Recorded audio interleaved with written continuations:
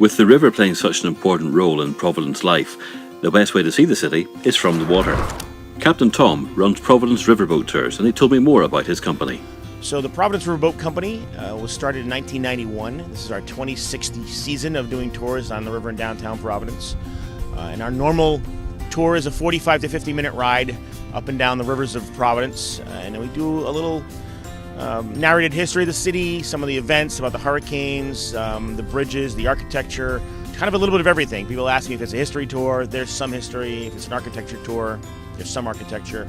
It's just a little bit of everything, and kind of give people a flavor for Providence and why we came here 400 years ago.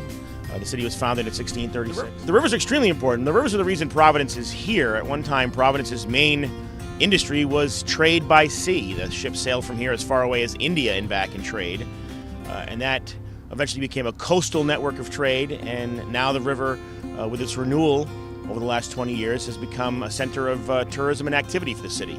It brings people down into downtown Providence to enjoy the waterways, enjoy the history and the culture of downtown Providence. And the rivers are central to that. And we try to give people a taste of what that's like, being in the middle of downtown Providence and on the water.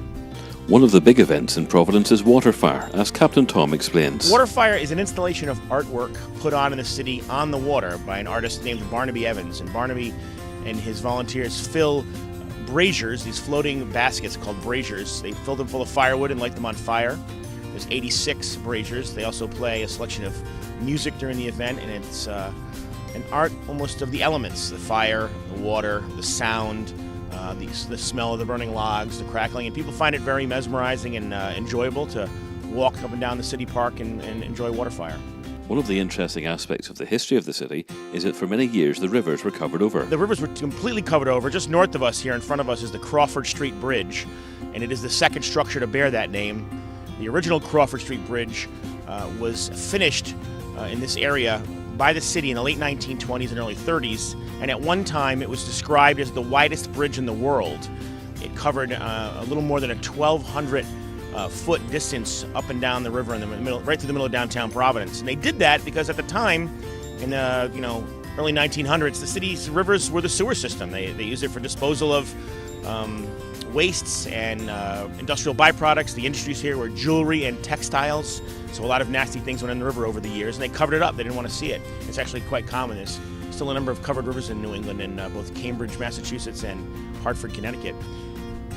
But they tore that bridge down in '88 and opened the rivers back up to the people. The river here, the water quality is higher than it's been in 150 years.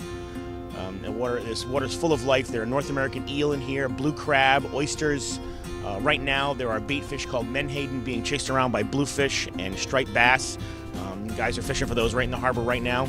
I've seen seals in here in the winter. We get harbor seals and gray seals. Two winters ago, for our holiday rides at Christmas, we had a couple of Atlantic white-sided dolphins follow us around the river eating the bait fish. It's just an incredible change just in the last 20 or 25 years or so of how better the water quality is. And that really came about through us not polluting it anymore and stopping to dump those things in there. Providence Riverboat trips take place every day, as Captain Tom explains.